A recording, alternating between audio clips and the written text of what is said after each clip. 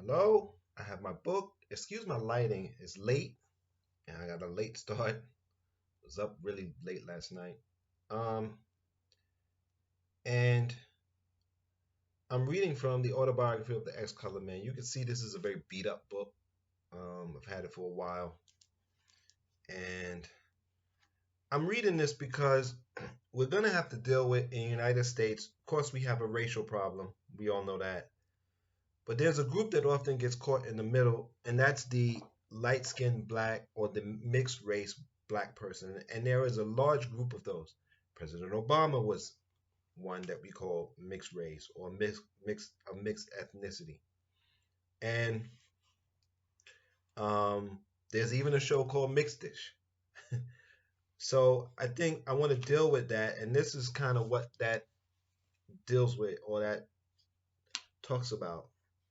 And it comes from that person's perspective because I think that those children, it's fine that you're getting together and you're having mixed race children, but you need to build a better society because those children are going to get caught in the middle. You owe them more than to just say, there's no racism.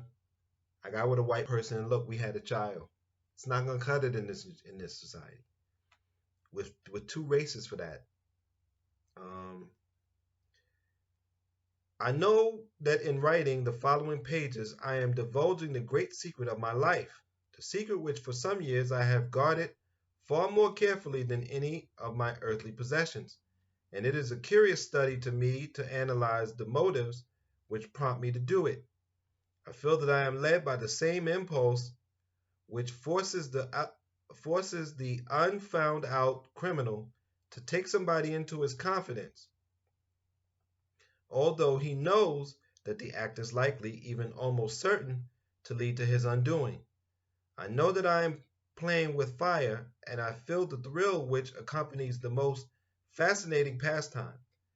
And and back of it all, I think I find a sort of savage and diabolical desire to gather up all the little tragedies of my life and turn them into a practical joke on society. And two, I suffer a vague feeling of unsatisfaction, of regret, of almost remorse, from which I am seeking relief, and of which I shall speak in the last paragraph of this account. I was born in a little town of Georgia a few years after the close of the Civil War. I shall not mention the name of the town because there are people still living there who could be connected with this narrative. I have only a faint recollection of the place of my birth. At times I can close my eyes and call up in a dreamlike ways or in a dreamlike way things that seem to have happened ages ago in some other world. I can see in this half vision a little house. I'm quite sure it was not a large one. I can remember that flowers grew in the front yard and that around each bed of flowers was a hedge of varicolored glass bottles stuck in the ground neck down. I remember that once while playing around in the sand, I became curious to know whether or not the bottles grew as the flowers did, and I proceeded to dig them up and find out. The investigation brought me a terrific spanking, which indelibly fixed the incident in my mind. I can remember, too, that behind the house was a shed under which stood two or three wooden washtubs. Those tubs were the earliest aversions of my life, for regularly on certain evenings I was plunged into one of them and scrubbed until my skin ached. I can remember to this day the pain caused by the strong, rank soaps getting into my eyes. So there you go. Um, I guess post Civil War life.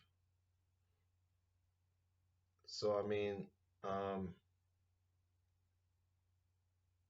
that's what it was like. And I don't know. You got some areas in this country today where it's still rough like this.